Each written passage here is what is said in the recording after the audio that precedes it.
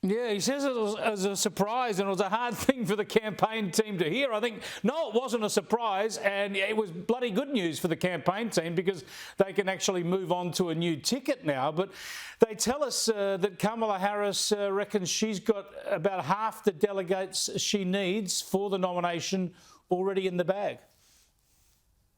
Yes, that's what we're hearing, but I'm not certain it will be Kamala Harris. She doesn't poll very well against Donald Trump. So I think right now the Democrats are deciding who it will be. Of course, all of the potential names we've heard thrown into the mix for over a year now, like Gavin Newsom, they've all said that they endorse Kamala, but they have to say that right now. I do find it kind of humorous, though, Chris, that Biden and the Democrats are still going with this line about beating Trump and, oh, we need to save democracy. I mean, this is the party that just forced aside the candidate who was voted on by their own constituents and will now replace him without any real impactful voice from the voters they claim to care so much about. So I don't want to hear any more from the Democrats about caring so much about our precious democracy. All they care about is power. Yeah, it is a stale line, no doubt, but I'm going to make you hear it again because here was Joe Biden speaking on the threat of Donald Trump. Well, we still need to save this democracy. And Trump is still a danger to the community, he's a danger to the nation. Yeah, there we go, Kristin. You know it well. The only line they've got is that the orange man is bad. But this other point about desperately trying to save democracy, I come back to this point, and I don't think enough people have been making this point. If Joe Biden believes he's not up to another term, and if he believes that Kamala Harris is the best person to lead the United States, then the obvious thing for him to do would have been to resign from the presidency so that she would be sworn in this week, not spending her week trying to muscle up the delegates for the convention.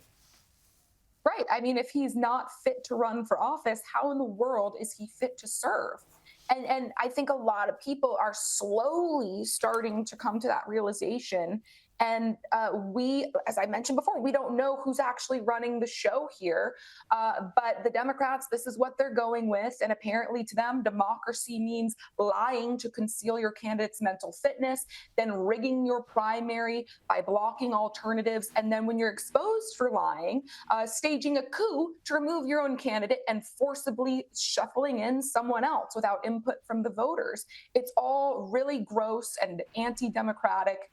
And I suspect they're going to lose a lot of moderate voters because of all of this as people start to understand what's really going on here. Yeah, I think you're dead right, because it absolutely undercuts their whole argument about being the custodians of democracy. They are playing with democracy as their own plaything, and it's a line that the House Speaker, the Louisiana Republican Mike Johnson, was on to. Have a listen.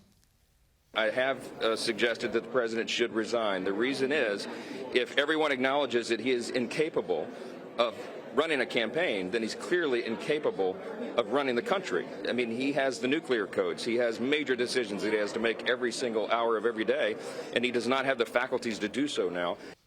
The House Speaker Mike Johnson there. Now, Kristin, this is a powerful point because for our audience here, just remember, of course, Joe Biden remains the president throughout the campaign under the American system. You know, he's president till January. So the whole time that Kamala Harris is out there or someone else trying to say, vote for me, Joe Biden's in charge, admitting that he's not up to another term. And the fact is he hasn't resigned. So the question that you put, the very pointed question, is going to be there right throughout the campaign. That is, who is actually running the country? Yes, and it's actually terrifying because our enemies around the world are watching what's going on right now.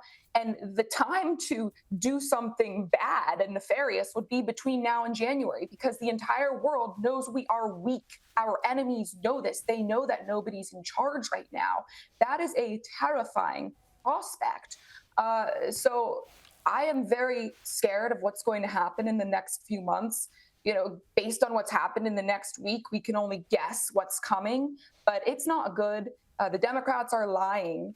And, will President Joe Biden even make it to Election Day? I don't know the answer to that question, but it'll be fascinating to see what unfolds. I think you're right. I think the pressure will now increase on him to resign altogether. It's going to be fascinating as ever. Thanks for joining us again, Kristin. Thank you very much, Chris.